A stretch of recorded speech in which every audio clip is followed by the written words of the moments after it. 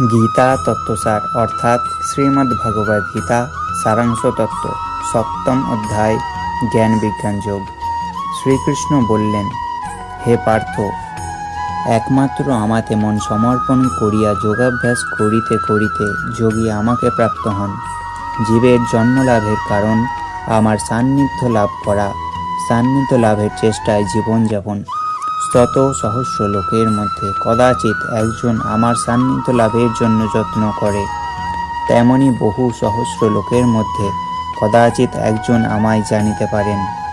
সকল দেবতা আমার অংশ হইতে উদ্ভূত। যিনি যে দেবতারই পূজা করুক না কেন, সে পূজা আমাকেই করা হইয়া থাকে। আমি সকলকেই ফলদান করিয়া থাকি।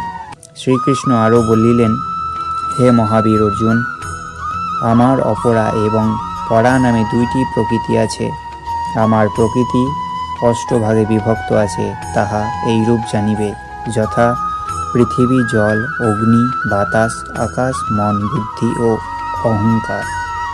এইগুলি আমার অপর প্রকৃতি। জীব, রূপ, আপার প্রকৃতিটি পরা। ইহার দ্বারাই জগৎ ধৃত হইয়াছে। এই দুইটি প্রকৃতি হইতে সমস্ত প্রাণী ও জগতের সৃষ্টি হইয়াছে। সমস্ত জগতের সৃষ্টি ও ধ্বংসের মূল কারণ একমাত্র আমি। আমার অপেক্ষা শ্রেষ্ঠ আর কিছু নাই জানিবে।